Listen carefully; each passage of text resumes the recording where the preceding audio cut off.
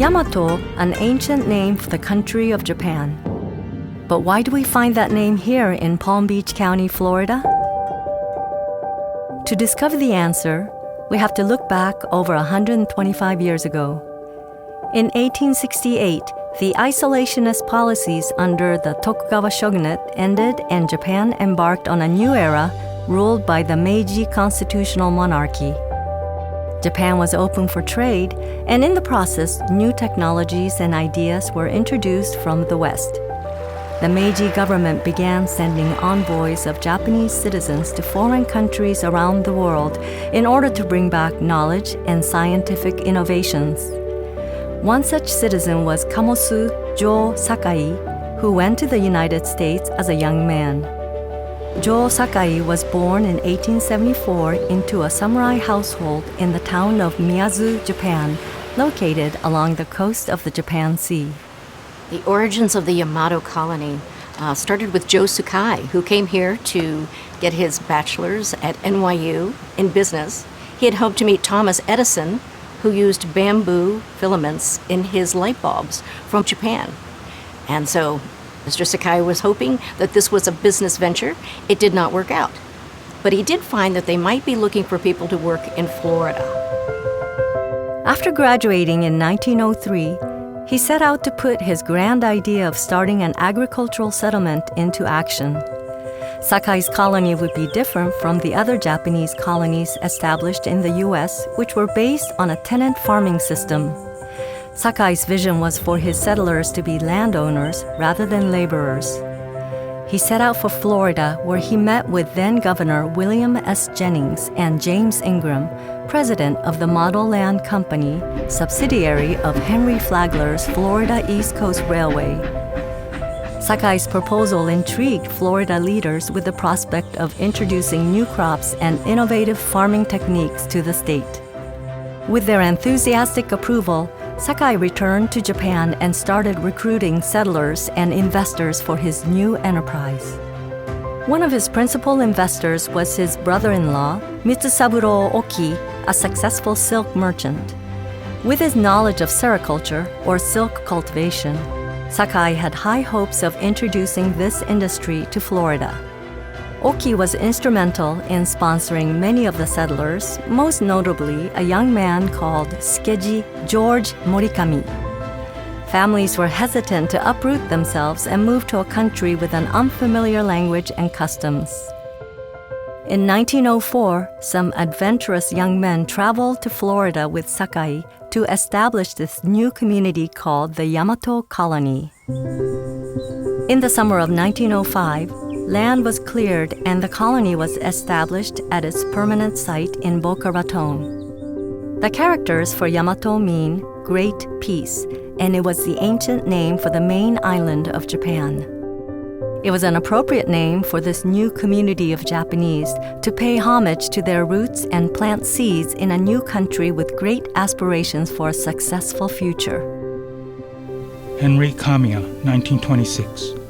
Happiness, prosperity, good fortune, and all the blessings of mankind are included in the spirit of the word. We considered it a very auspicious name for the first Japanese colony on the east coast of these United States. Initially, the settlers grew winter vegetables and for a time pineapples when they acquired land from the Keystone Plantation. However, with competition from Cuban farmers and a blight affecting their own pineapples, they refocused their attention to other crops. Their produce was shipped by rail car, and in 1906, a Yamato train depot was erected along the Florida East Coast Railway. We had a railroad station, one room and a porch. This is where they put the vegetables, this shed here, to load them on the train. Sakai's vision to introduce Japanese crops to Florida, such as tea plants, rice, and mulberry trees for silk cultivation, failed as the experimentation of these crops proved disappointing due to the sandy soil and humid climate of Florida. The first group of settlers were ambitious men that helped lay the foundation of the colony and work the fields. Sakai knew that families would be essential to the success of growing and sustaining the colony. Soon after Yamato's establishment, Sakai renewed his efforts to bring families to South Florida that would help to develop the community. Through an arrangement, Sakai returned to Japan and married Sada Kawashima in 1907. Others followed suit, such as Sakai's younger brother, Tamemasu Henry Kamiya, who married Yetsu Oishi in 1909, and Susumu Oscar Kobayashi wed Suie Matsumoto in 1922. They were true pioneers, and that they came from a completely different culture and different land to a place where there were no cell phones, there was no internet, so just through black and white photos, they saw what they were coming to. They had no idea, actually. The women of Yamato soon adapted to the Western way of living and traded in their kimono for Western-style clothing. The Yamato women had two crucial roles: to take care of the home and children and to preserve Japanese cultural elements. Many of them did not know how to cook because they came from homes that were wealthy and had servants. So they not only had to learn how to cook, but they had to learn how to cook things they'd never seen before. The women cooked both Japanese and Western-style foods. Chopsticks were used for meals at home. Well, New Year's was, where all the most Japanese food we've ever seen. The steamed fish, that would be steamed, and the maki sushi, and stuff I would never touch. Some of the children had lessons in reading and writing in Japanese, but the adults spoke mostly Japanese among themselves and English with the children. On rare visits back to Japan, the women took the opportunity to dress the children in Japanese kimono.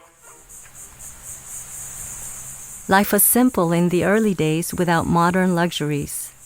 They used water towers, outhouses, kerosene lamps, and a horse-drawn wagon for transportation. Later, when automobiles became popular, the Yamato settlers had far greater access to cars than their relatives in Japan did. My father liked to trade in his cars every other year or something. So after they got a good cash crop or something, they would go shopping. It became an important means of transportation for both work and play. Farm work occupied most of the settlers' time. The growing season was 11 months of the year, and the work week was 6 days, with Sunday reserved for rest. During their days off, they spent their time enjoying a variety of activities like going to the beach, fishing, golfing, hunting, playing billiards, and having picnics. Generally, they would go down to the beach, or they would go down to what was called the mound, which was an old Yega burial mound, and they would picnic there. Another pastime was the Japanese card game, Hanafuda, which features colorful cards with floral motifs. The Yamato colonists were also involved with community celebrations, most notably the Del Rey Independence Day Parade.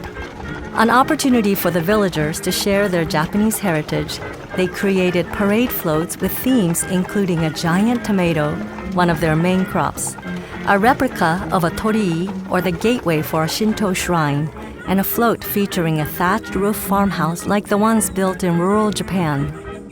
The Yamato village was never a large community. Some 140 individuals are known to have lived there from 1904 to 1942. The population never numbered more than 35 households at any one time. Although some families grew over the years, it was not what Sakai had envisioned. By the 1920s, several factors contributed to the decline of the Yamato colony. First was the death of their founder, Jo Sakai, on August 21, 1923, from complications with tuberculosis. Sakai's younger brother, Henry Kamiya, assumed the leadership role of Yamato. However, things were already in motion that were entirely out of his control. The Florida real estate boom attracted developers and speculators offering large sums for land. Little existed to tie most settlers to the area once they sold their land. With newly found wealth, many simply left. Some of them returned to Japan, while others moved to the West Coast. By 1927, the real estate boom had ended, leaving few settlers in South Florida. The hurricanes of 1926 and 1928 destroyed Yamato homes and crops, further impacting the community. By the early 1940s, only 3 Yamato households remained, although some parcels of land were still owned by former colonists. Though a few colonists moved out of the Yamato area, they remained in Florida. Ikumo Don Oishi moved to Jacksonville, and Skeji George Morikami moved to Delray Beach, Florida. The bombing of Pearl Harbor initiated the U.S. declaration of war on Japan, which led to the internment of 120,000 Japanese and Japanese Americans residing in the Western Exclusion Zone. From 1942 to 1946, 10 camps located in the states of Arizona, Arkansas, California, Colorado, Utah, and Wyoming were built to confine the internees.